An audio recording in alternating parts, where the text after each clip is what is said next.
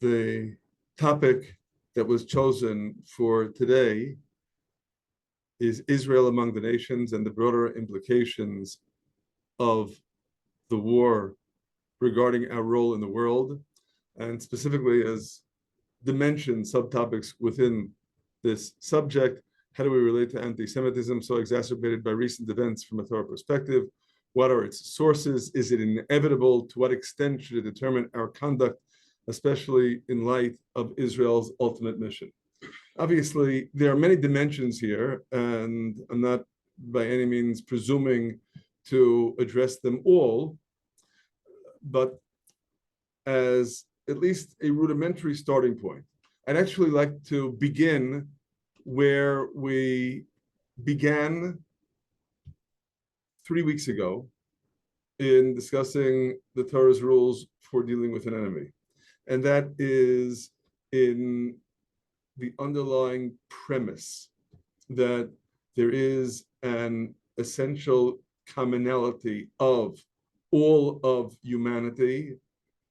And of course, the Gemara, the Yerushalmi, as we noted, Masechet Sanhedrin, focuses our attention on the implications of the words that we read in Parashat Bereshit, Zeh Sefer Toldot Adam biyom bero Elokim Adam b'itmut Elokim asa oto. This is the book of the generations of man. On the day upon which God created man, he made him with the divine likeness. And what that implies is that all of humanity is endowed with this Demut Elokim, Tselem Elokim, and of course it is in that vein, as we noted, that this is enunciated as a practical imperative in interpersonal relations among human beings, as we read in Parashat Noach, Shofech dam ha'adam ba'adam damo yishafech, ki b'tzelem elokim asayit adam, that the one who sheds the blood of a man, by the hand of man shall his blood be shed, because in the divine essence, God made man. If I may just share with you, I think we really enunciated this point, but the Friday evening of Parashat Noach, a young man who knows me approached me after shul and asked the obvious question. Some sense this is indeed an inevitable question. So if man is endowed with this divine essence, one person is already dead, why kill another? That's what executing the murderer entails. And I responded with two answers, but with a decided preference toward what I'll present here as the second. The first answer is appreciate the enormity of the crime. That is, this isn't like killing an animal, this is killing a human being who is endowed with the essence of the divine. That crime cannot be atoned through anything other than shedding the blood of the murderer. He forfeited his right to exist in this world. That's one level, perhaps a deeper level. The murderer was endowed with this divine essence, and he went ahead and committed such a grievous act. There's no atoning for that without his blood being shed. In other words, the realization that man indeed has this divine endowment, as we discussed, the implications are first and foremost the realization of the responsibility vested in us by God in having created us in this manner. And it certainly is an imperative for us to appreciate the implications with respect to the commonality of all of humanity. And of course, as we noted, this is manifestly the pshat, the plain meaning of the Mishnah of Rabbi Akiva in the third chapter of Pirkei Avot, of Ethics of the Fathers. Chaviv Adam shenivra b'tzelem, chiba yetera nodat lo shenivra b'tzelem, citing the aforementioned verse that man is made with this essence of the divine. Rabbi Akiva teaches us, precious is man, that he was created with this divine essence, and the preciousness is all the greater because it was made known to him. You know, so we all know about this essential endowment that binds together all of humanity and imposes upon us all the concomitant responsibility to behave in a manner that befits one who is endowed with the divine essence. And again, the first most basic message that should entail for us all is an appreciation of human responsibility.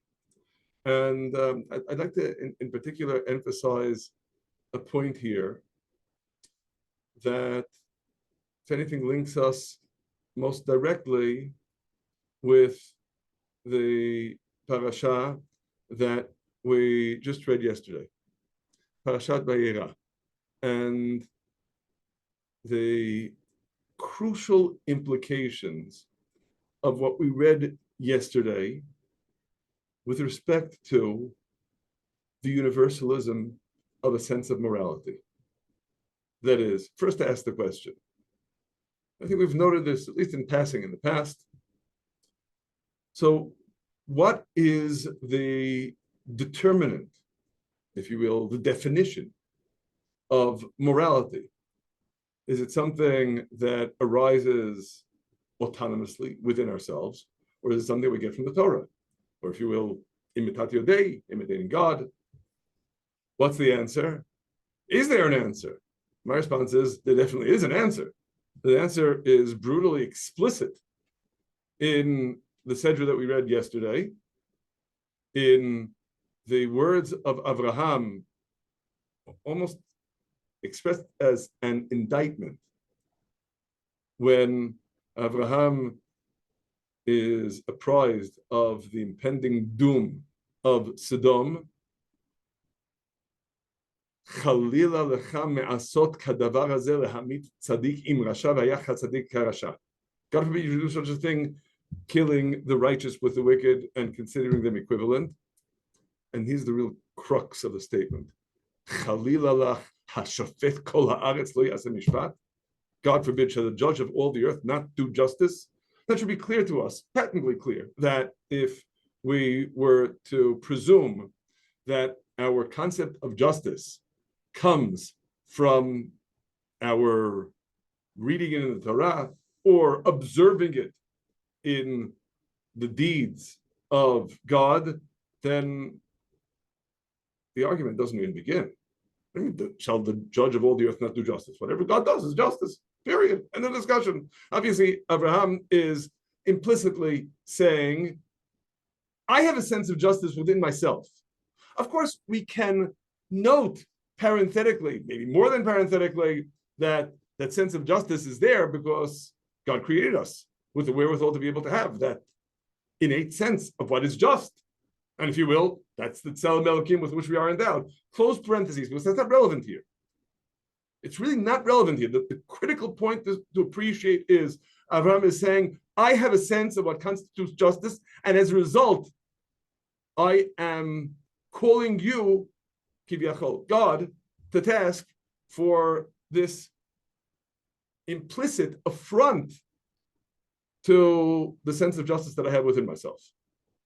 It's a mind-boggling assertion of critical implications with respect to our whole concept of justice, and more than that, with a whole sense of the sense of justice with which we are all endowed, the innate moral sense that every human being has. Because this is certainly not something that is unique to us as Am Yisrael. This is indeed an endowment that pertains to all of humanity, because we are all created with this Tzelem Elokim, with this divine essence.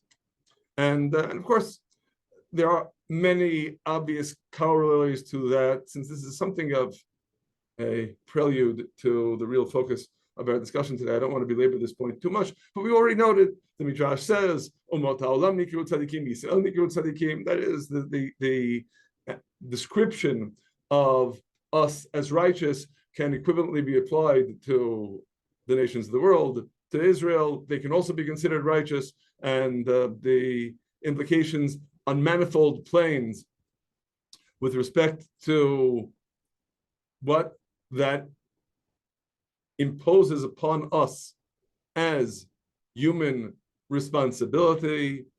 If one wants to be righteous, even Gentile is certainly able to do so. This is something that we can discuss on manifold planes, and of course the implications on the most basic plane. We noted this in the discussion 3 weeks ago, that the most vivid expression of this perhaps is the very notion of the Sheva Mitzvot Noach, the Noachide laws, as not requiring forewarning in order to establish the threshold of culpability. Why not? Because the underlying premise with respect to the Noachide laws is that there is an inner, even innate resonance with them in every human being, and by consequence, there's no need for forewarning.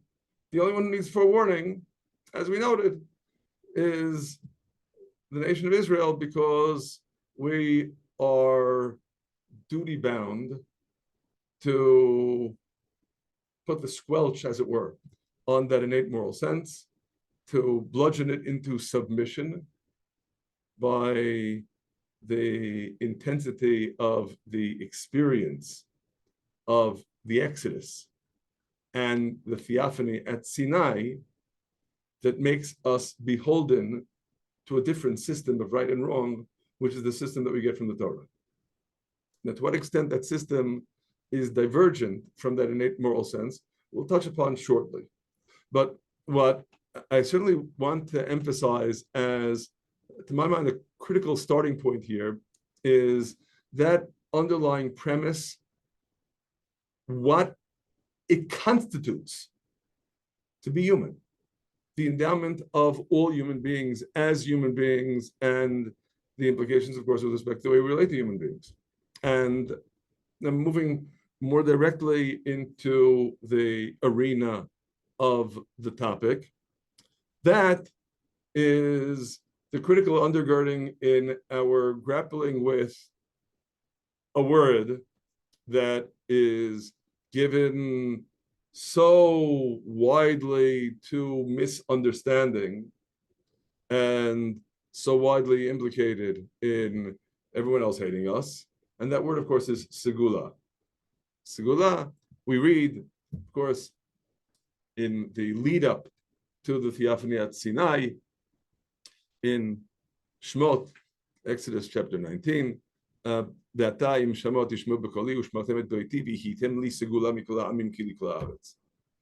if you hearken to my voice and keep my covenant, you will be to me segula from among all peoples, because all the earth is mine. And of course, inevitably the question, what does segula mean? And we note in this regard, in particular, 2 verses, one in Kohelet, Ecclesiastes chapter 2, where Kohelet says, "Kanasti ligam kesef v'zahav usgulat melachim v'hamedinot." So in context, what does sgulat melachim v'hamedinot mean? It means something that's designated royal property.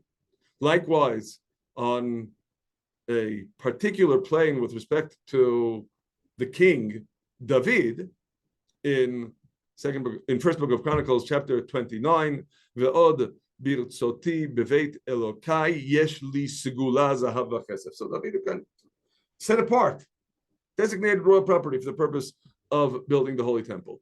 And to that extent, then, as Rav Hirsch comments in the 19 letters, in the 15th thereof, when the Torah speaks of the Jewish people as segula, an exclusive treasure, it does not mean that God does not belong to any other people, but that this people must not belong to any other God, must not acknowledge any other being as a God. Likewise, in the associated footnote there, segula denotes a property belonging permanently to an owner to which no one else has any right or claim. And of course, inevitably is in that vein that we appreciate the role of Am Yisrael with respect to the nations of the world, as opposed to some demotion of the nations of the world relative to Am Yisrael. And of course, it is likewise in this vein. We reiterate the point. We already noted it 3 weeks ago. The Mishnah in the 4th chapter of Sanhedrin, emphasizing that man is created singly. And among the lessons learned from that, this is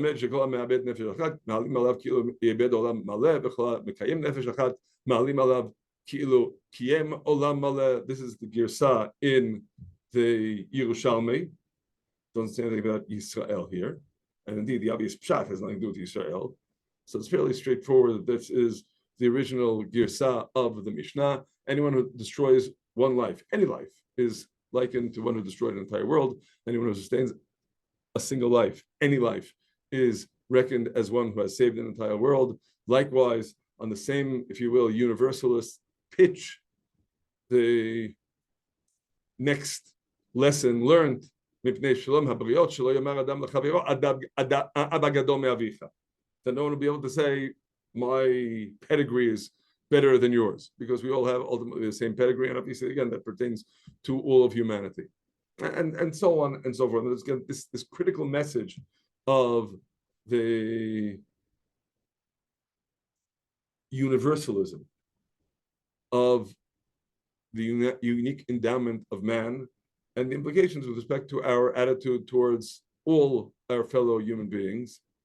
I feel compelled to insert here briefly, because I don't want to get too sidetracked, since our time, I realize, is limited, but it still is imperative to make this point.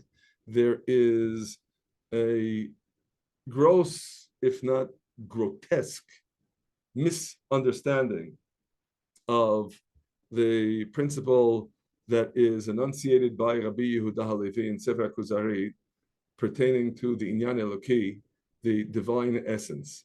And I just want to stress at the outset, there is indeed one passage in Sefer Kuzari that I would describe as virulently racist.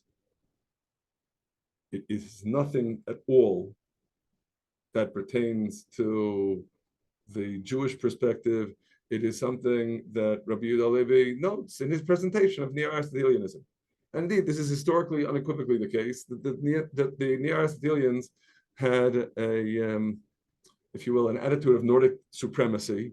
And there is a description here, I don't even want to spend our time reading it, but a description of various races that is indeed revoltingly racist, and in absolute contradistinction to the view of the Neo-Aristotelians.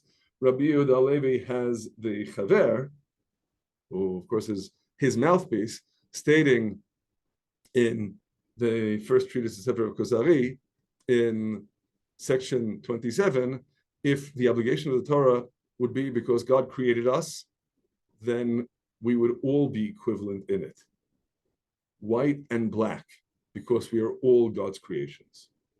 And that really is the critical foundation. Except, of course, that's not the basis of our obligation to keep the Torah. Our obligation to keep the Torah is because of the unique relationship that God establishes with Am Yisrael by virtue of the Exodus. And then he goes on to indeed introduce the concept of Segula. And it is in the context of that concept of Segula that we understand the unique role of Am Yisrael with respect to the world. But it certainly is not in any way intended to demote the rest of humanity from its human status, or to absolve us of relating to the rest of the world. I think that's a critically important message for us to really inculcate in ourselves. Obviously, this can be a full session in and of itself, but we committed ourselves to trying to make some more headway today. So I'm really making that a brief observation, because I think it is just so critical on manifold planes for us to appreciate what our role in the world is. The implications ultimately with respect to our obligation to the world, enunciated again in the lead up to the Theophany at Sinai, when God designates Am Yisrael as the Segula. It's a lead up to V'atem tihyu li mamlechet kohanim v'goy kadosh. You will be for me a kingdom of priests and a holy nation.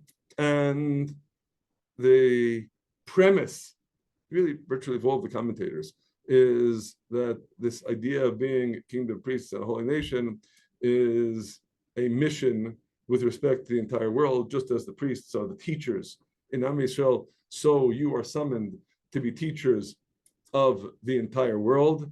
I feel compelled to just note, at least in brief here, that while I once, many, many years ago, heard the protestation that that's an idea that we find nowhere enunciated by Rambam, rather, very much on the contrary, we have the Torah commentary of Rabbeinu Avraham, son of the Rambam, on Sefer Bereshit and Sefer Shemot. Unfortunately, he didn't finish the commentary because he was very much beset by communal responsibilities, and he also, unfortunately, passed away at a young age. But we have the commentary on Sefer Shemot, and with respect to this idea of Mamlechet Kohanim, this is exactly the idea that Rabbeinu Avraham cites as the obligation to be the leaders so that the entire world will go in our footsteps.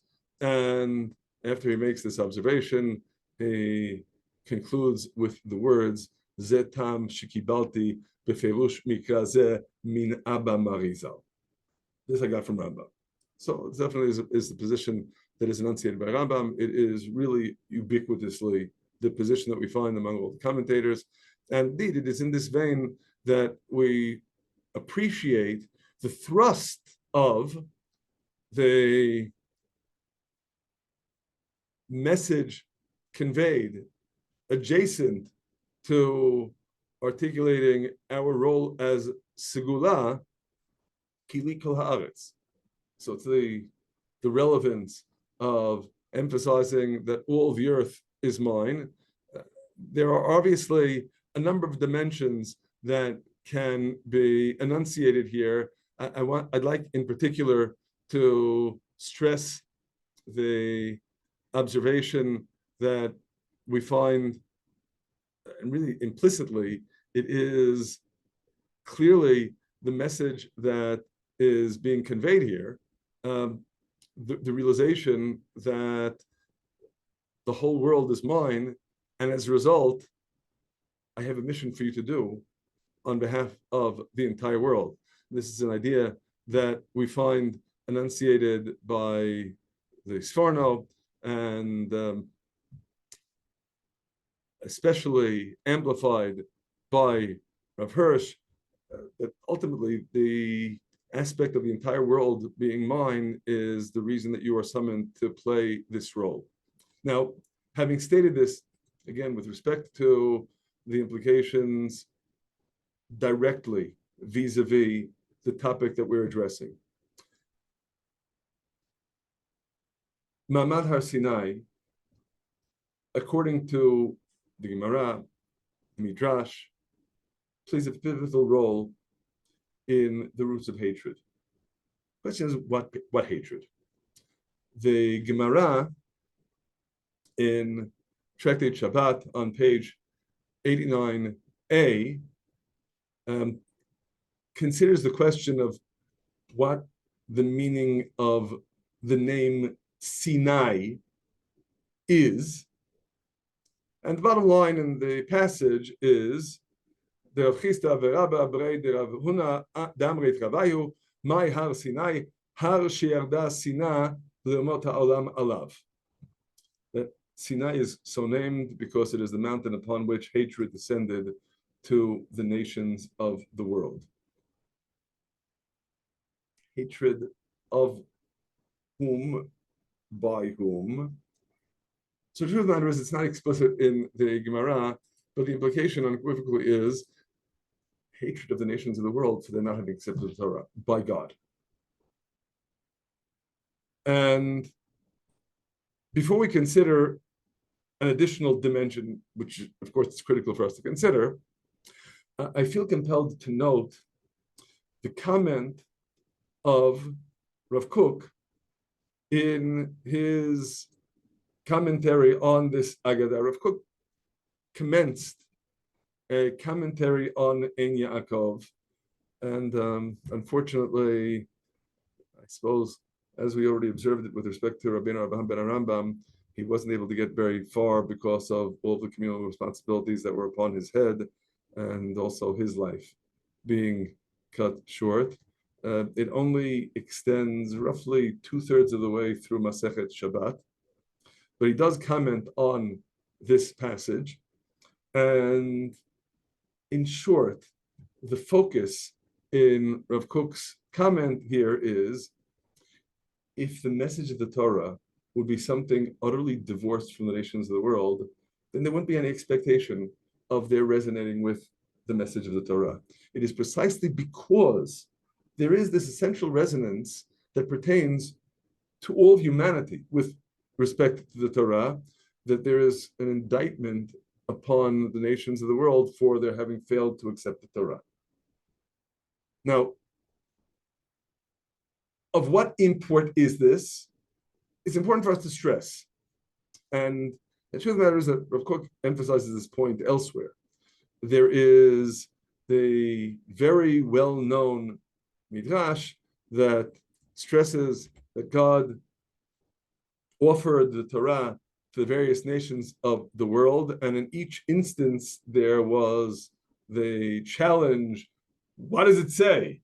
And a commandment that goaded the particular nation into saying, we don't want it, it's not for us. It's important to stress the examples of the mitzvot that were spurned in each instance come from the Noachide covenant, implying that indeed, for the nations of the world, it could very well have been that accepting the Torah may have entailed nothing more than acceptance of the Noachide covenant. And we already noted that the Noachide covenant is something with respect to which our innate moral sense, for all of us as human beings, resonates. So that in itself, ironically, enunciates the commonality with the rest of the world. But of course, there's the additional dimension with respect to that aspect of hatred descending on Mount Sinai. And admittedly, the Gemara is at best equivocal in what it is implying in this vein, but there is a Psikta Zutrata, which is a relatively late midrashic compilation, but nonetheless, it has, at the very least, something of the status of midrash. And in Psikta Zutrata, on Parashat Yitro, Vehar Sinai, Lama Nikra Shmo Sinai, why is it called Sinai? Asks the midrash, שירדה ממנו שנאה לעובדי כוכבים שהם מקנאים את ישראל בתורתם. That hatred descended upon the idolaters who are envious of Israel because of their Torah. So you have an explicit midrash that tells you this is the root ultimately of anti-Semitism.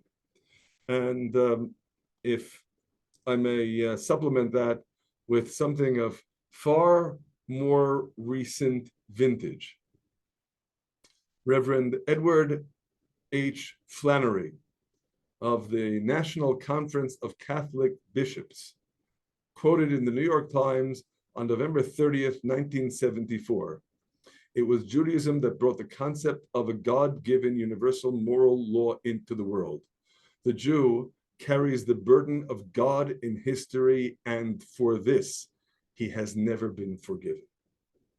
Which is really a fairly direct resonance with the thrust of the midrash that we just cited. So when we ask ourselves, what is the root of anti-Semitism, I'm definitely going to go for this. That is, you could say that I'm a purist, a classicist, a parochialist, a chauvinist, all the epithets may apply. But the bottom line that we're certainly going to enunciate based upon these sources is that the root of anti-Semitism ultimately is because the Jew has been the world's conscience.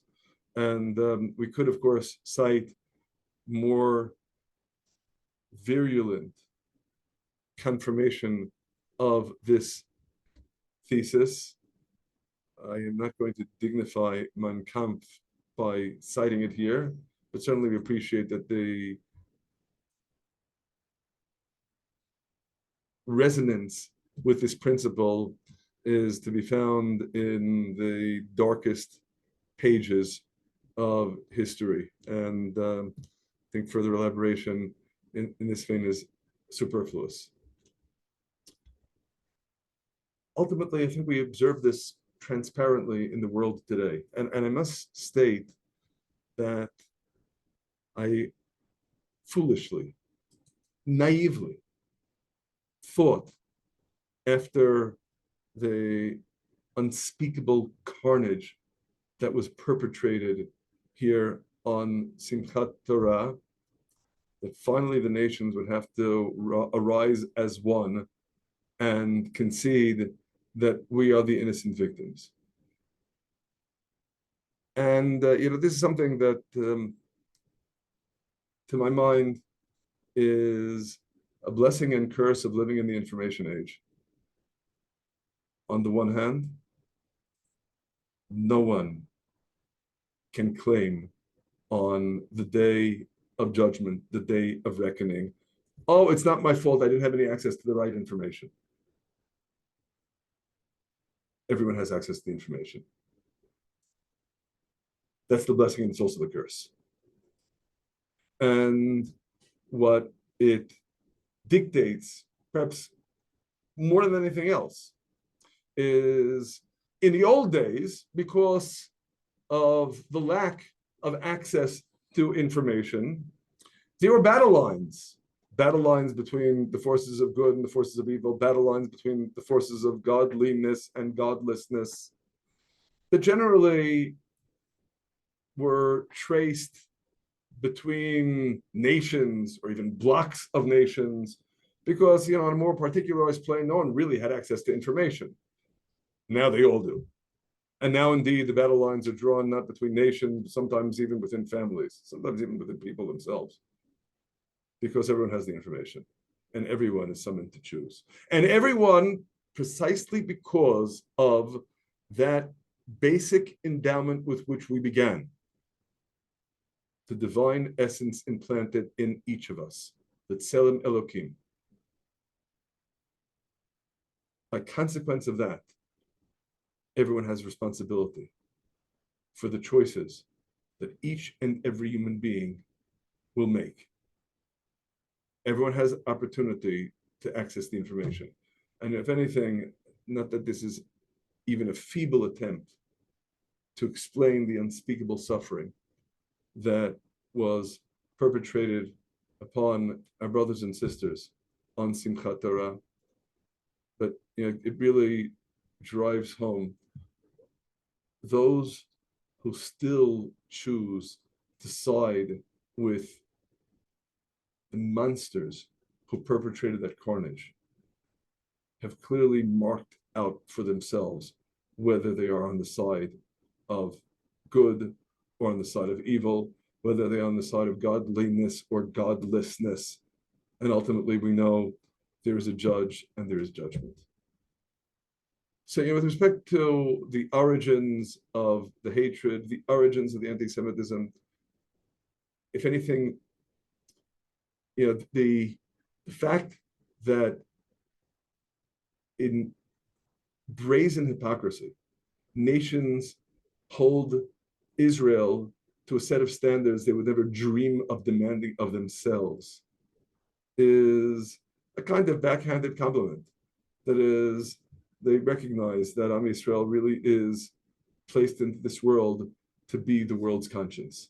And I think it's important for us to be cognizant of that and bear in mind in contending with the forces of anti-Semitism.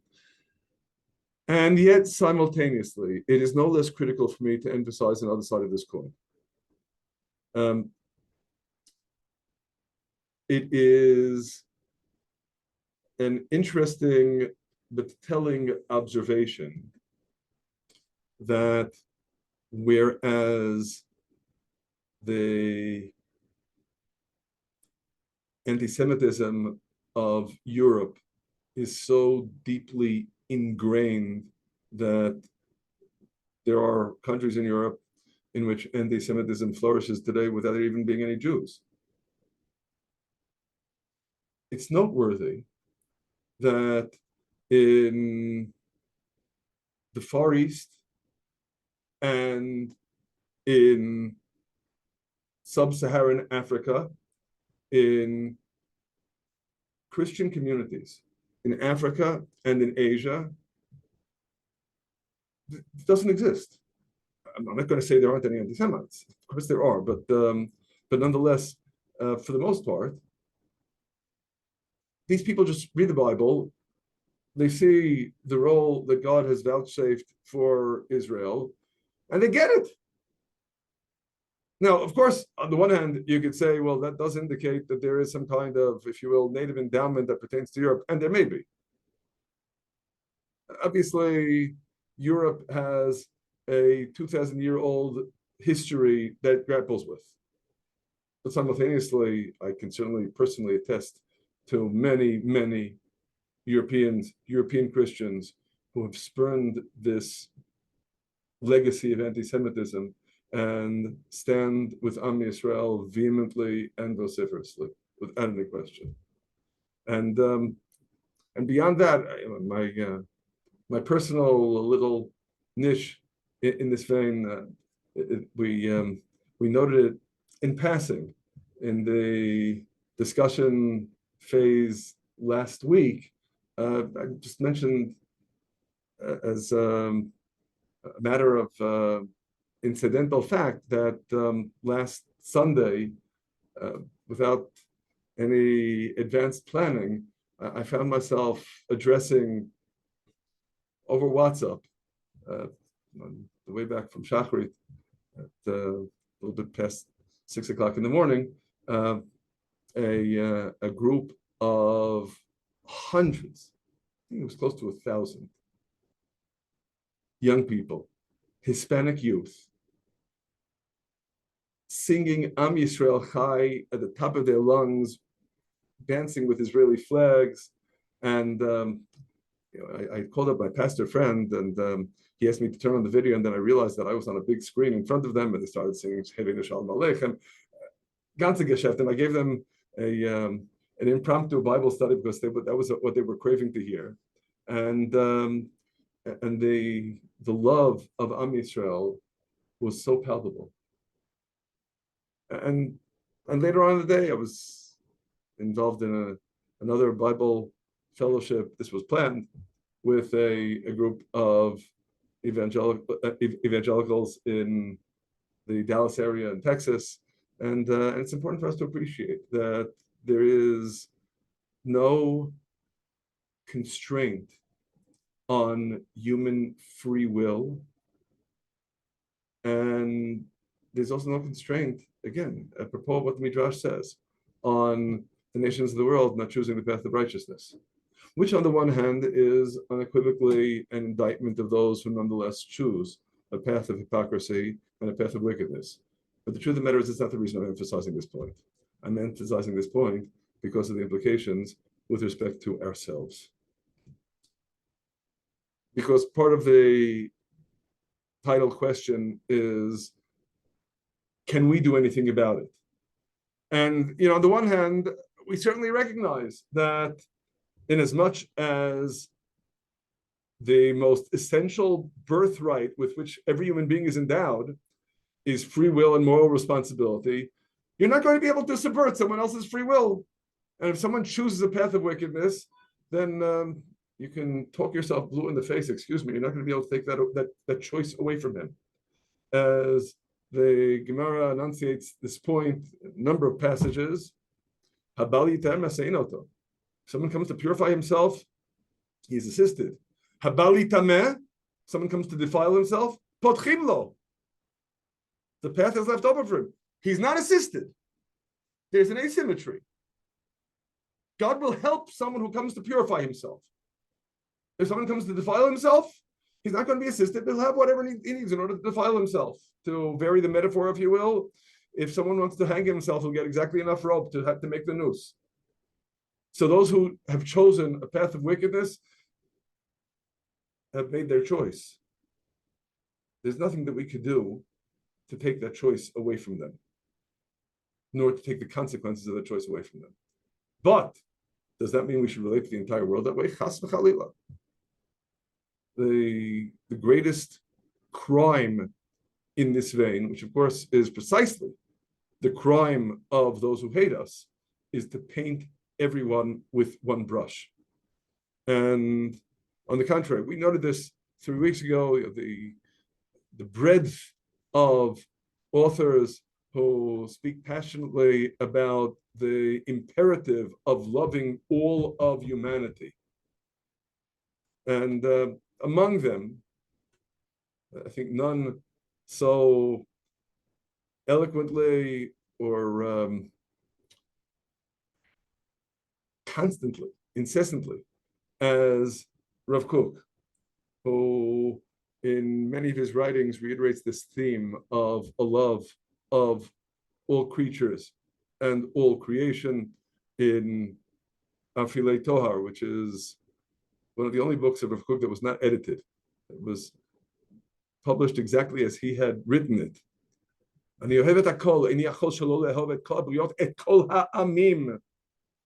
I love everything. I can't help myself from loving all creatures, all peoples. The love of Israel is more animated, more profound, but ultimately it derives from the source of love that pertains to everyone. And indeed, that certainly is the attitude that we should be cultivating in ourselves. It is noteworthy that we find in this theme of loving a message that I think one cannot avoid noting in Pirkei Avot, that is, in particular, the message of Ahavat Habriot, loving creatures. As I believe we've noted in the past, while there are a number of pseudo-synonyms that pertain to humanity, Briot is unequivocally the lowest common denominator. That's why I like to render Briot as creatures, because it's referring to people who have nothing else going for them other than the fact they were created. Okay, and nevertheless, the message of Hillel in the first chapter of Ethics of the Fathers, to be from among the disciples of Aharon, loving peace, pursuing peace, loving creatures. And the implication is all creatures, and bringing them close to the Torah, and bringing them close to the Torah again. It's going to apply to creatures, to humanity generally. And the converse, the lesson of Rabbi Yoshua in the second chapter of Ethics of the Fathers, that there are 3 things that drive a person out of the world, and the third is sinat habriot, hatred of creatures. And maybe even more so, the message that emerges in the 6th chapter, which admittedly is an addendum. It's not part of the original Mishnah.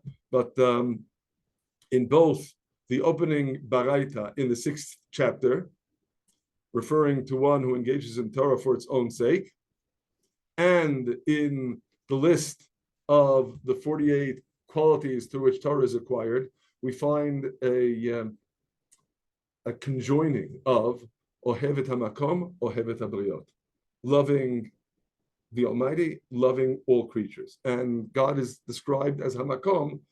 We usually translate that as the omnipresent one. If anything, the most rarefied way of referring to God. And how is that Ahavat HaMakom on this sublime, abstracted level going to be manifest? By loving all creatures. Loving all creatures because they are created by God. No other factor is necessary. And again, the same with respect to the message in the list of the 48 qualities through which Torah is acquired. Ohevet HaMakom, Ohevet HaBriot. There's this commonality between them because indeed the two are perforce conjoined. And the message then, the implication with respect to the love that we need to engender within ourselves with respect to the entire world. And it's in that vein, this is tough, but it's important to make the point. that I feel compelled to share a statement of the Sridei Eish, Rav Yechiel Yaakov Weinberg. This doesn't appear in the Sridei Eish.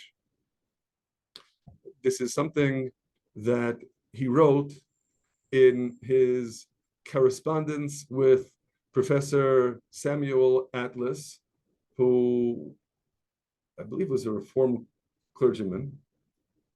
And they have this correspondence that lasted for quite some time in Hebrew, in which Rav Weinberg writes, the particular letter that I'm citing is from Pei Mar Cheshvan Taf Shin Kaf Vav. He writes, Lefi da'ati ra'ui la'asot ketz l'sinat hadatot zol lazol. In my view, it is appropriate to put an end to the hatred between religions. I appreciate Rav Yechiel Yaakov Weinberg narrowly escaped with his life in the Holocaust. So his response is called Sridei Eish because it's the compilation of what survived the fires. It's appropriate for there to be an end put to the hatred between religions. And then he makes an additional statement. And I quote this with trepidation, but I'm still going to quote it. More than Christianity hates Judaism, Judaism hates Christianity. I know of many people who are irate at this line. And they, of course, we can appreciate the objection to a line of this sort. What did Judaism do? But I think I understand what this relation meant by that. And here's where we get to what I really dearly hope is an opportunity. And as is always the case, when God gives us an opportunity, it immediately morphs into responsibility to seize the opportunity. The opportunity that we have precisely, specifically because we are, Baruch Hashem, I realize not everyone in this group, but I hope soon everyone in this group, home in the land that God gave us in Eretz Israel. And why is that so important? Because, unfortunately, Jews for the better part of 2,000 years in exile became stunted, became traumatized by everything that they endured in exile, and they developed calluses on their souls. And I'm not coming to judge because it was a defense mechanism. And I understand the need for defense mechanisms. I'm not coming to judge, but I am coming to state the time has come for us to go beyond that. And the consequence of that attitude was diminishing the Tzelem Elokim, the divine essence manifest in non-Jews. Because when you're constantly being pummeled and massacred and butchered by your neighbors, so you come up with defense mechanisms in order to inflate your sense of selfhood. So I understand where it's coming from, but it still doesn't absolve us of any responsibility here. And having Baruch Hashem returned home,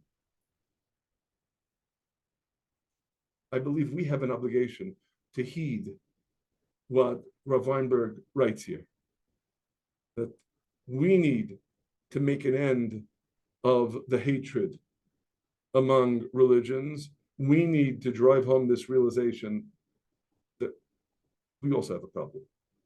And maybe in some ways, a more acute problem because we don't own up to it. That is, this is by no means any summons or even license to pander to the anti-Semites. Chas v'chalila. But again, as I stated earlier, it is more than anything else an imperative to not paint the whole world with one brush. To recognize that, if anything, on the contrary, when you behave in a manner that lumps together those who hate us with those who do not, you're empowering our enemies. Because basically you're saying to our friends that you're not going to cut them any slack because they're your friends. So why should they be your friends? And I'm not just saying it because of the instrumental aspect. It's in our own best interest to not paint everyone with one brush. It's wrong to paint everyone with one brush. We have to recognize that everyone is an individual, and very much apropos of what we said earlier about the blessing and curse of living in the information age. We all have access to all the information at our fingertips, and as a result, everyone is summoned to choose. Everyone is summoned to choose as an individual, and it is therefore our obligation to treat everyone as an individual and pay attention to the choices that that individual, as an individual, is making. Not to indict him for someone else's choices. Also not to exonerate him because of someone else's choices. We stress the point enunciated in Devarim, Deuteronomy chapter 24, verse 16. Besides the additional dimensions that are enunciated by Chazal in Torah Sheba'al Peh. Simple, plain meaning of the text. Fathers are not to be put to death to their sons. Sons are not to be put to death to their fathers. Everyone dies by his own sin. And I noted this point, I know briefly, 3 weeks ago as well. It is likewise an imperative for us to bear in mind the realization that on the one hand, yes, there is such a thing as group responsibility, but there's no such thing as inherited guilt. Every individual stands before God and before the judgment of history based upon his own merit or his own liability, and to not impose the culpability of previous generations as a burden of guilt upon one who is not guilty. Again, also not to absolve those who are guilty, but don't paint everyone with one brush. And of course, to that extent, then ultimately to appreciate the critical message that is enunciated in our earliest sources. And maybe we should emphasize the point before we became traumatized by the burden of exile and its consequences, that possibly most dramatically in the prayer of dedication of the Holy Temple by Shlomo HaMelech, by King Solomon, in First Book of Kings, chapter 8, there's a very detailed presentation of his petition to God to accept the prayers that are being brought to God via the temple. It's significant to note that in this prayer of dedication, there's not a word about the temple service. It's all about prayer. And while most of the prayer is about the prayers of Israel, there's still verses 41, 42, and 43. Also, the alien, who is not from your people Israel, who comes from a distant land for the sake of your name, because they will hear of your great name and your mighty hand and your outstretched arm, and come and pray via this house, hear from heaven, the place of your habitation, as it were, and do everything that the alien asks for, so that all the peoples of the earth will know your name, to revere you as does your people Israel, and to know that your name is called upon this house that I have built. And we emphasize the point that with respect to the prayers of Israel, there isn't any such petition that God should answer all the prayers. On the contrary, with respect to the prayers of Israel, as we read in verse 39,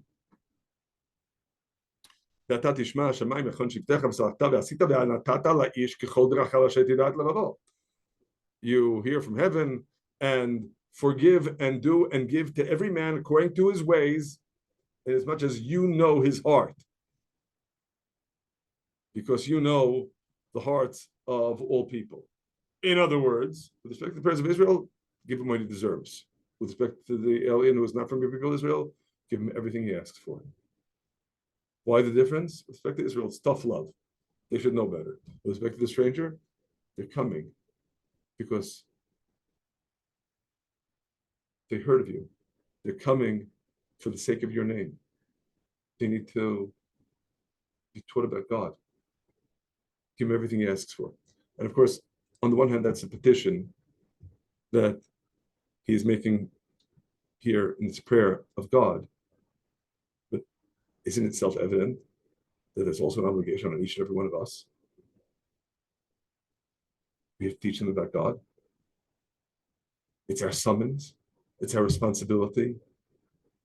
And we've noted this. I mean, the imperative that is expressed in Yeshayahu, in Isaiah chapter 42, chapter 49, to be a light of the nations. In chapter 43, you are my witnesses. And by consequence, in chapter 60, that nations will go by your light and kings by the gleam of your shining. And the words of the Midrash, the terrifying words of the Midrash in Vayikra Rabbah, in citing these words, that you are my witnesses, says God, and the Midrash says, if you don't make my divinity known to the nations of the world, I will exact retribution from you. I heard a couple of years ago someone who, in certain circles, unfortunately, is considered a major halakhic authority, who I need to repeat this. It's not drivel. It's evil. That I heard him quoted as saying, not only should you not teach Torah to the nations, you shouldn't even tell them about the 7 Noachide laws, so they shouldn't have any merit. If we are not prepared to say that is criminal, I don't care if he has the title rabbi, saying that is a rebellion against the Torah, then yes, we're contributing to anti-Semitism. That's where our job lies. We need to get to stand up and be counted. And I feel you can sense I'm getting maybe a little bit too emotional right now, but I feel compelled to add an additional dimension. I'm saying this at the end, and I beg God's forgiveness. I shouldn't be making this statement, but I feel I must. There is xenophobia in our midst, and we need to uproot it. And what that means is, if ever you hear a bigoted, racist statement, don't ever say, oh, that's disgusting, I'm going to walk the other way. You have no right to walk the other way. You need to stand up and tell off whoever said it. And it can be very awkward, and it can be very uncomfortable, and sometimes it's said as a joke, and you're saying you're taking the joke seriously. Yes, you take it seriously. You need to take it seriously. And not only because lives could be at stake, lives could be at stake, but not only because lives could be at stake, because it's a chil Hashem, it's a profanation of God's name, to not speak up, be counted, and say that is wrong, that is bankrupt, that isn't Torah. So with respect to the question of Is there anything we can do to combat anti-Semitism? This is it. Not pandering. Not by our refraining from standing up for what is right and that we know is right. But sometimes it also means condemning what is wrong when it's in our own backyard. I hope we can indeed serve as the beacon that God summons us to be, especially now that we are back home and can recover from the traumas of 2 millennia of suffering, and indeed be the beacon that will lead the entire world here to welcoming Mashiach and to the establishment of Malchut Hashem, of God's kingdom for all to see. Amen.